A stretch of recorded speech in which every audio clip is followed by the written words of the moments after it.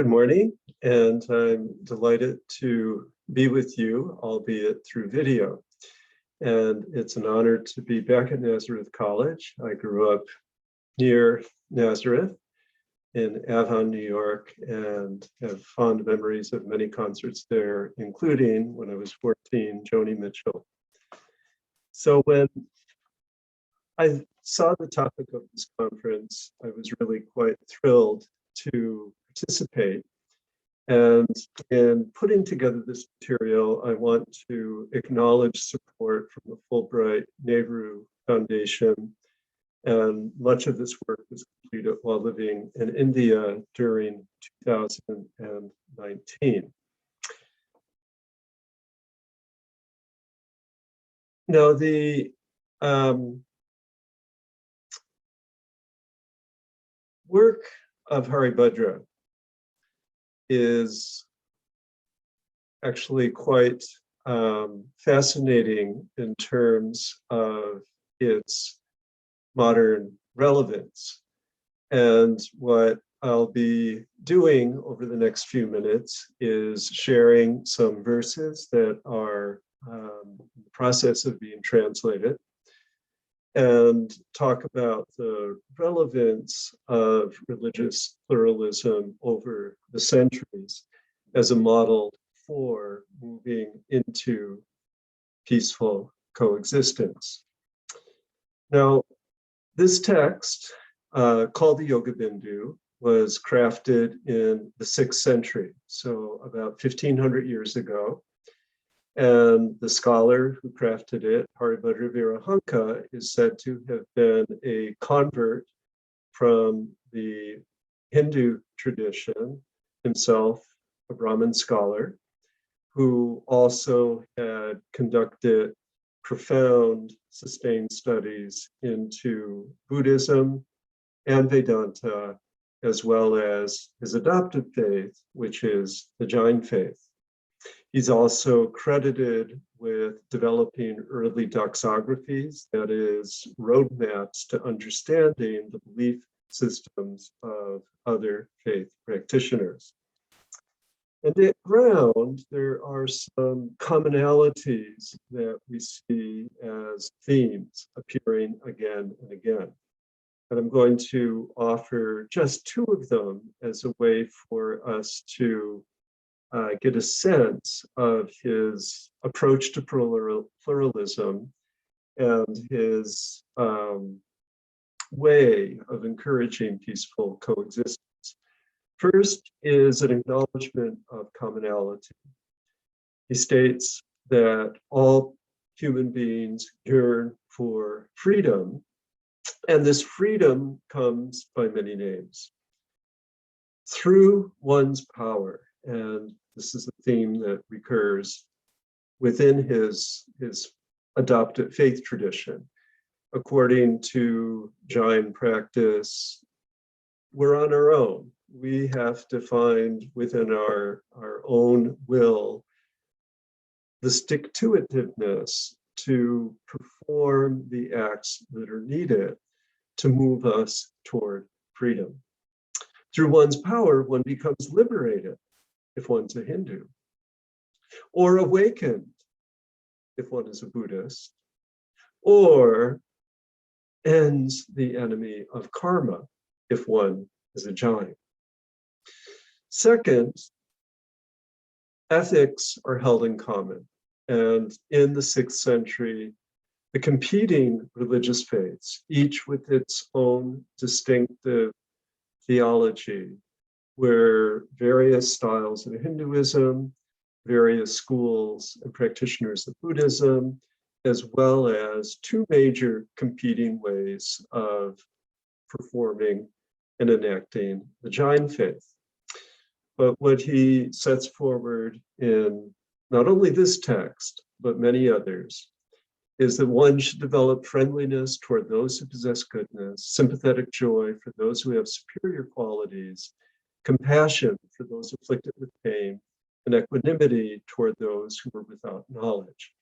And this is an ideal put forward in Buddhist literature, in the Yoga Sutra of Patanjali, as well as in various texts of the Jain tradition. Similarly, held in common is method. And regardless whether one is Hindu or Buddhist or Jain, yoga remains the practice through which one aspires toward freedom. And these beautiful verses speak to the universality of yoga as a way toward peaceful coexistence. Yoga is the best wish-granting tree, the highest jewel of consciousness, the source of dharmas, that is, teachings, things of the world, and laws. Yoga brings one to the perfection of the self. It is the fire applied to the seeds of rebirth. And all three traditions hold in common a desire to escape the difficulties of samsara and enter into that state of freedom. It is the highest maturity of the aged. It lays waste to all sufferings. It is called the death of death. The sharp weapons of passion are always blunted when they encounter actions suffused with tapas, that is, spiritual fire, and a mind protected with the defenses of yoga. Furthermore, stability, firmness, and faith are born from yoga, as well as friendliness, love for humanity, and brilliant intuition about things. Freedom from grasping produces acceptance of loss and gain. With the passage of time, it is inevitable that all externals will fade. Yoga increases joy, patience, and proper behavior. It brings about purity. It causes one to be received as a teacher with unsurpassed serenity and happiness. Indeed, success in this is seen today in learned people and women. This is often discussed in many other texts as well. So again, emphasizing common ground in freedom, in ethics, and in the performance of yoga. And by yoga, we will see it means a great deal more than merely physical exercise. It is said that those who know the yoga path, whose stains have been shaken off by the rigor of their tapas, that is, that spiritual fire, that those elevated ones who are established and possessed of yoga are the same, whether in darkness or in light, that one reaches a state of equanimity. Now, what are these practices of yoga? Okay, one of the practices is japa. And japa is prayer, essentially, regardless of tradition, recitation of prayer. Japa is said to be the initial practice to attain spirituality. From this limb arises divine grace. Hence, this is a way of cultivating insight. The object of japa is noble recitation. It is a hymn to the gods. It is seen that through this, sins dissolve, poisons are removed. It is advised for prayer to be formed either in front of a deity, or in a place where the water is pure, or in a beautiful grove of trees. Counting the joints of the fingers or telling the mala beads like giving life to a son, one witnesses stability of breath at the tip of the nose. By oneself, one finds inner peace. In this practice of prayer, the measure of time is celebrated. From this, in not doing, one acquires the dispositional or emotional behaviors that characterize awakening. So finding repose in prayer, in recitation of holy words. This is praised by the noble sages. Purity arises from holding to this practice. From this dharma always arises, both at the time of doing it and following its performance. Next, we have puja, and I do want to point out that these photographs are from my visits to India, and this is in the neighborhood where we were living in South Delhi at the time of Diwali, which is celebrated universally by everyone in India, Christian, Muslim, Jain, Buddhist, Shaiva, Advaita, everybody loves the celebration of light in October. So what is this thing called puja? It's honoring. The list of those to be honored is long. It includes women and men, mothers and fathers, teachers of the arts, the elderly, and teachers of Dharma. These vaunted people are to be acknowledged 3 times a day through bowing, or at least thinking about them. In a spirit of purity and faith, one should know how to do puja for the gods with flowers, food offerings, garments, songs, and turmeric. Householders should honor all the great souls of gods with a will and inclination that does not discriminate against any of them. All gods merit honoring, not just one preferred god. Those who worship all gods have controlled their senses. They have overcome their fears and difficulties. Again, finding common ground and honoring those who give honor, regardless of the object to which one directs that honor. Just as a noble woman seeks medicine to cure illness, this is the same for the one who seeks success in sloughing off the specific varieties of karma. One wishes for this in specific, excellent qualities arising from great knowledge, no aversion toward others, and excellent behavior. Thus, one arrives at the self. Another way is dana, giving. The gift is given for the benefit of both giver and receiver. Giving that might cause disease or unwholesomeness is not recommended. Giving is the primary practice of Dharma. Giving destroys poverty. Giving causes one to be beloved by people. Giving increases one's faith. This auspicious behavior announces disdain for worldliness. It shows concern for uplifting the impoverished, as well as gratefulness and sincerity. These were our hosts in Shantiniketan, so generous, so welcoming in every way. Now, specific aspects of yoga within this text. It announces a 5-fold yoga: spirituality, ethical cultivation, meditation, equanimity, and the quelling of inauspicious behavior.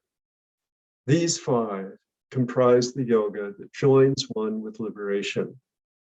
And again, in Jainism, the goal is to relinquish karmas, one at a time or in bunches, to attain the pilgrim state.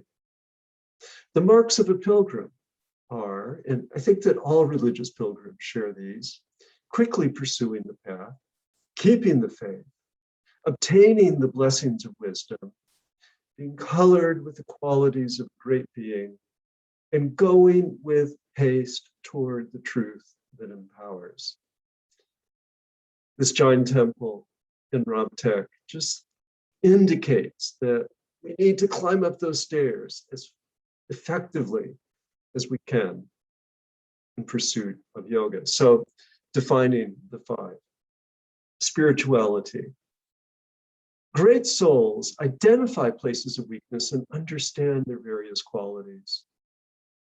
For the wise one who is free from delusion, spirituality consists of linking oneself to suitable actions, thinking about truths that have been spoken, and flowing endlessly in those ethical practices we looked at earlier. From this, sin is destroyed and illumination arises. Morality and knowledge become second nature. There is an experience of perfection, even in mortality. Bhavana, cultivation. Through repeated merit, ethics, one arrives at cultivation. The mind is connected in samadhi, a divine state. This connectivity is to be strengthened every day. This, indeed, is the practice to be known. From this, there is a reduction of impurity. One is inclined toward the practice of purity. Therefore, the good mind increases. This is the benefit of cultivation. Now, meditation, a mind state regularly residing in purity, is called meditation. It resembles an unflickering lamp. It endows a person with enjoyment of the subtle. The wise thus say, the conclusion of this yoga results in separation from attachment, stability in the midst of existence, and mastery at all times. Equanimity, the fourth state, is called equanimity because one abandons likes and dislikes within the realm of things that are manufactured by ignorance. One cuts the thread of expectation.